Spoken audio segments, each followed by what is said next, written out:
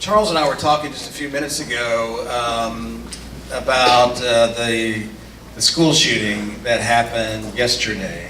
You're all familiar with that, right? Yes. And so I had, in my mind, I was thinking I had something else to talk about tonight, but just a few minutes ago we thought, well, maybe we should at least, bring this up and talk a little bit about it.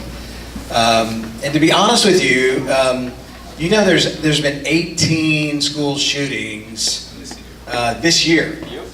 18 this year alone. That means that there's what, like 3 a week, something like that.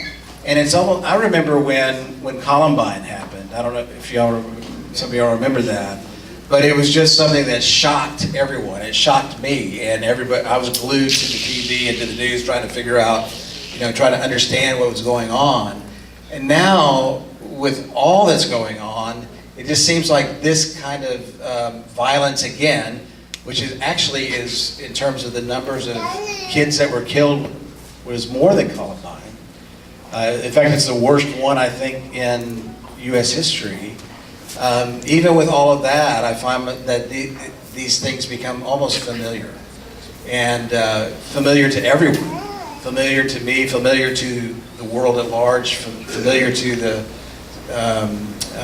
to everyone in our country, and it's almost like we begin to expect it. And so I find myself feeling like I'm not sure what I'm feeling with this, and trying to get a sense of how do we actually begin to process these things that happen over and over again, all the time, and then what kind of response do we give? And so I just wanted to throw that out to you guys tonight and create some space just for a couple of minutes to see what this kind of thing, news about this kind of thing in Florida yesterday, what that does to you, and what feelings does it stir up in you when you hear something like that. And so we'll just take a couple minutes, and if you feel like something that's going on, what do you think about that? Anybody? Me personally, it makes me feel like I need to get a gun. And I don't believe in weapons. This is all the weaponry I need. But all this is going on. I have a daughter that's in school, so I'm afraid of that, happening. So I just don't really know what to think. Like you said, I really don't know what to think, but I'd rather be prepared, for that. And it just scares me to even think that way. Why do I need to be prepared to take my daughter out of school where there should already be protection there? Yeah. So hearing stuff like that, it's sad that, that you should expect that when you shouldn't. Because, that's a place to learn. That's an education place. It's not a war zone. Yeah. So, that was a whole war zone. And then the crazy part is, I think it's been 3 shootings in Florida so far, right? Yeah. And that's sad. That's really sad. And then, not to mention, we had a shooting out here at Lone Star. Right. That was really sad too. Right. And my cousin attended to that school, and her mom dropped her out immediately. So she had to miss a whole semester. And so she's just now catching up on that. And then, financial aid ain't trying to hear that.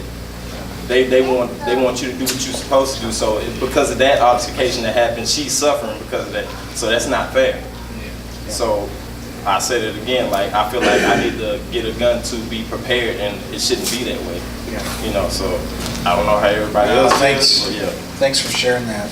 Yeah. Anybody else want to add on to that? You feeling the same thing? Doing something different? I feel like the parents just need to get more involved and actively involved in their kids' lives even more. And kids that see these things that go on, but they turn a blind eye to it, because they're afraid of either what snitching may look like, or they don't want to snitch on. But I mean, you got to understand what the definition of snitching means. You know what I'm saying? Snitching is not telling on somebody, when they do wrong. Snitching is when you're involved in the act and you sell somebody out, knowing that you're also involved in the act. So if you see something happen that's wrong and you're not involved in it, that's not snitching. That's justice. That's you being a citizen. Right. And so, but if you're involved in something and you snitch on somebody, that's snitching. you know. And I just feel like people need to just get more involved. Just get more involved. Be more vocal about what they seeing that's going on in the community. Don't be afraid to be vocal about what's going on. That's a good call. Yeah. Offering the solution, man. That's good. All right. Anybody else? Yeah. I mean, I agree with that 100%. On the parenting side, on the institution side, I feel like they should enforce these weapon policies. Like, even like, I know in some schools, like say in Avy, they have these mesh bags or these see-through bags that you see what's in there, or they enforce security, or even use the money, the funding to like invest in like the metal detectors, like at the doors, at the entrance. Like, there's a lot of things they could do, but I feel like it's not really implemented. But I had heard that one of the solutions that folks are considering, schools are considering, is arming teachers. Yep. That's what I was. And I don't know if that's a good thing or not. no, that's not. That strikes me as a little bit. I'm not sure. I mean, I'm not sure I want that. I know some teachers don't have that much credibility. Like, there's not much training or much background. Like, they don't go much into the teacher's background at some schools. It's just, I think you're qualified. You cleared the background check, you cleared, you got a job. But I don't think teachers should have weapons. Yeah, another argument for that is that like teachers don't even have like enough school supplies for their kids. So why would they even go like try to fund stuff like weapons? So we're gonna buy you a piece. Yeah, get you a piece, man. You don't get no markers and crayons. You get a piece. Well, yeah. So markers ain't gonna keep your eye. yeah, it's a challenge. It's a challenging time, and what I want is, I think about what God dreams for us, right? And the dream for us is to have a sense that we belong to each other. You know, that these things that cause isolation, which leads to some violence, a lot of violence, and anger, and all these things that begin to create these scenarios that we're experiencing.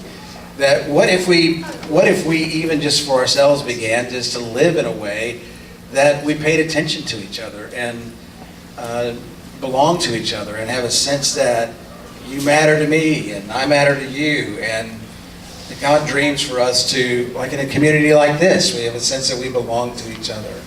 I think it was Gandhi who said that, you know, if you live an eye for an eye and a tooth for a tooth, you know, if you respond to violence with violence, then the whole world ends up blind and toothless, right? That ain't go anywhere.